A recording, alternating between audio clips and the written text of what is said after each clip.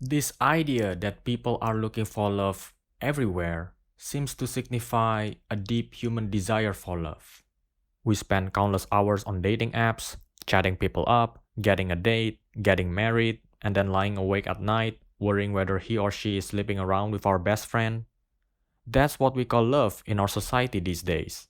But I'm arguing that love is perhaps non existent today, that perhaps something else other than love is at play here. Before we dive deeper into this, maybe you could give me some love by clicking that subscribe and like button. That would be fantastic. There's something about real love that's always in the present moment, not getting involved too much with future commitments and projections of what it should be like in the next 5 years. It's not really thinking about the consequences of its actions. Instead, it's just so focused on the pleasure of giving love to anybody right in this moment.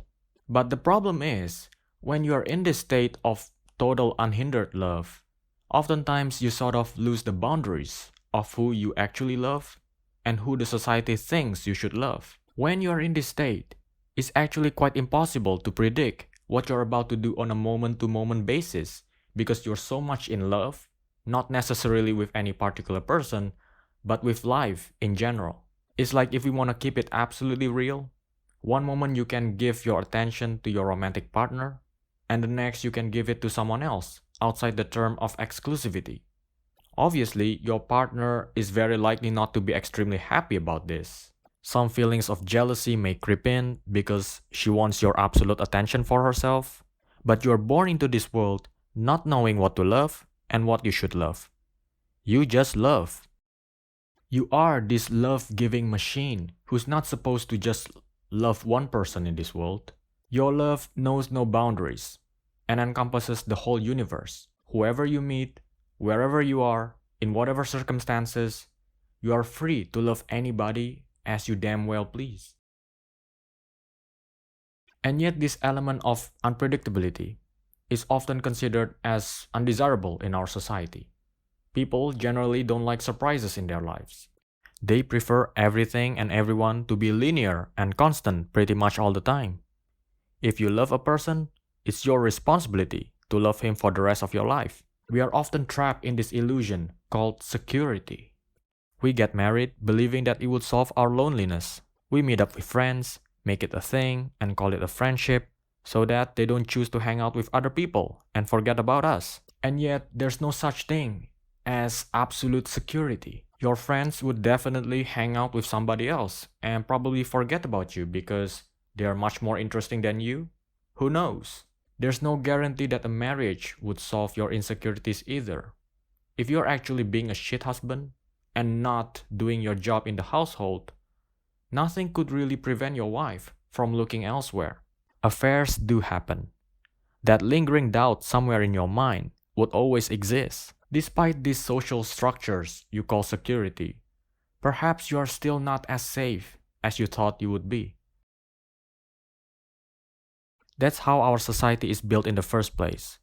It's built upon structures and conventions that are made to make us feel that there's a sense of permanency somewhere even when there's not. Hell, what is society?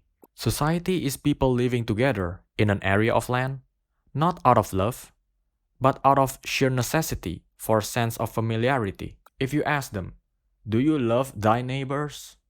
Most likely they will give you an answer, absolutely not. People have dogs who bark at night, they fucking talk behind my back, they have hidden agenda every time, but at least they're still themselves. If they annoy me today, it kinda gives me the assurance that at least they would still be as annoying tomorrow. People don't want change. They freaking hate it. Even if it's supposed to make their lives better, they still tend to stick with the known and try to make life as constant as possible and without too many surprises. That's how artificial relationships come about. People create relationships to delude themselves into thinking, look, we've got these houses and cars and kids.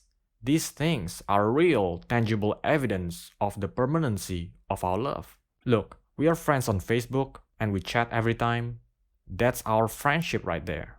But things change despite whatever labels you put on them. Feelings grow and then fade away. Thoughts come and go like farts.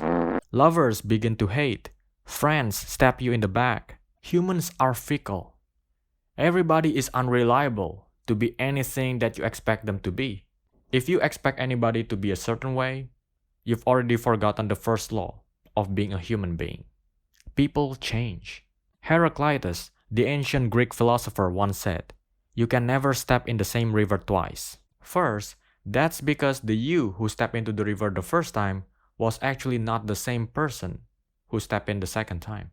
And second, in the interval between the first time and the second time you step into the river, the stream has also changed. It just flows and flows and is not waiting on anybody. So in a sense, everything changes. Attempting to stop the person you love from changing may be as futile as attempting to stop the currents of that same river. But that's what people do anyway. They try to control and manipulate the other person in the hope that they would remain as someone who does exactly as they expect him to, doesn't wonder too much about what's out there, and remains predictable all the time. Love is poisonous this way. Any attempt to make love permanent is basically killing it in the same process. Once you declare, "I like you so much, don't you fucking change? I love you so much, don't you fucking dare leave me?" The word love doesn't mean much anymore, because the way you profess your love carries the tone of violence in it. That's some crazy, two-faced, manipulative shit right there. Look, I'm not saying I'm beyond all this, but oftentimes, we don't even realize that love has completely disappeared and something else has taken over. You continue to live with the same person for years and years, continue to be a control freak about it, under the pretense of actually trying to preserve the love, or whatever's left of it, when in fact, you're just too scared of making a real significant change. Love, in the realest sense of the word, should be simple and innocent, almost ignorant of the fact that change is potentially waiting right there at your doorstep. It's like being in love, you don't care what happens next. What matters is loving that person in front of you right here, right now. Maybe he or she might leave you in the future, but that's not important. What's important is you've actually given your absolute love and sort of emptied the tank until there's nothing left to give. No past reminders, no future projections, just full of love in this present moment. Let the present be full only of the present, and let the future take care of itself. Ultimately, love is simple. Only the human minds make it complicated. Love is free to love anybody as it pleases. Only the human minds make it unfree. Love is infinite. Only the human minds reduce it to finity.